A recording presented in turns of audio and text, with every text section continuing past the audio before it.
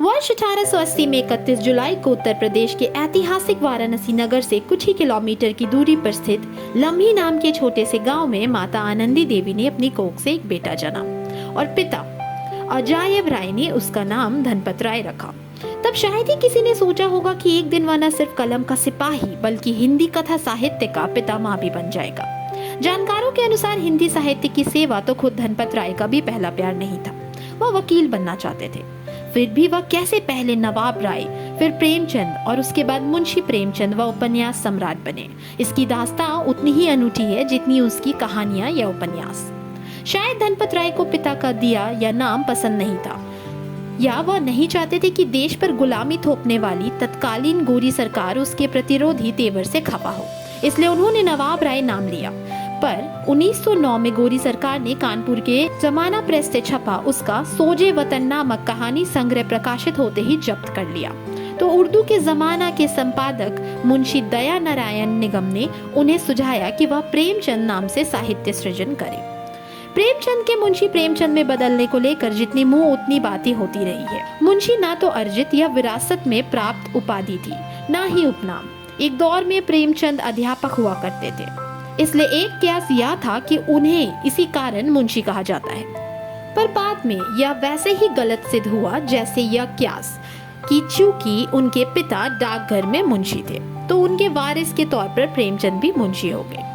कई महाअनुभवों का कयास था कि प्रेमचंद कायस जाति के थे और उसमें मुंशी शब्द को सम्मान सूचक माना जाता है, इसलिए प्रेमचंद ने भी अपने नाम के साथ मुंशी लगा लिया होगा।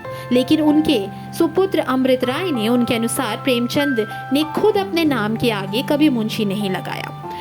प्रेमचंद की पत्नी शिवरानी देवी ने अपनी पुस्तक प्रेमचंद घर में उनके लिए कहीं मुंशी शब्द का प्रयोग नहीं किया।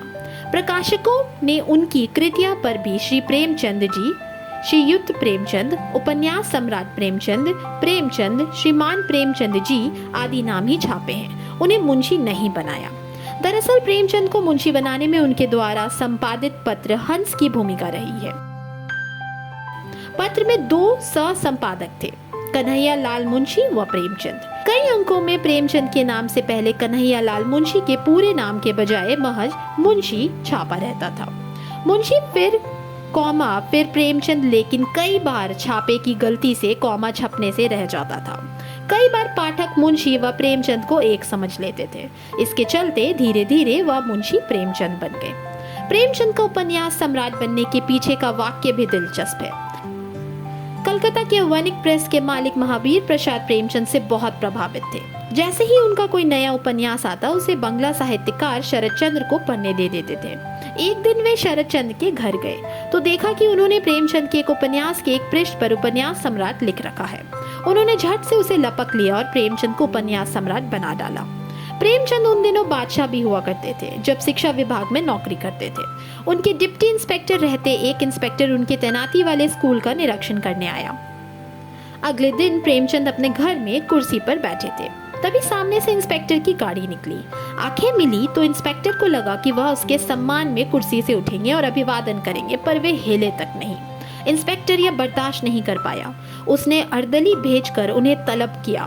जैसे ही प्रेमचंद उसके सामने आए, कड़कती आवाज में इंस्पेक्टर ने कहा, तुम्हारे दरवाजे से तुम्हारा अफसर निकल जाता है और तुम सलाम तक नहीं करते। तुम बहुत घमंडी हो। उसे उम्मीद थी कि प्रेमचंद गिड़गिड़ाते हुए सफाई देंगे, पर उनका 2 टूक जवाब था। जब तक मैं स्कूल में रहता हूँ तब तक ही नौकर रहता हूँ, बाद में मैं अपने घर का बादशाह हूँ। एक बार उनके एक लेख से कुछ लोग नाराज हो गए। पत्नी ने पूछा कि वे ऐसे लिखते ही क्यों हैं। उनका उत्तर था, पब्लिक और गवर्नमेंट दोनों लेखक को अपना गुलाम समझती है। वह सभी की मर्जी के मुताबिक ही लिखे तो लेखक कैसा। गवर्नमेंट जेल में डालती है, पब्लिक मारने की धमकी देती है, तो क्या लेखक डर जाए और सच्चाई बयान करना ही बंद कर दे। प्रेमचंद की सबसे प्रसिद्ध रचनाएं गोदान, गबन, कर्मभूमि, रंगभूमि, निर्मला, पूस की रात आदि।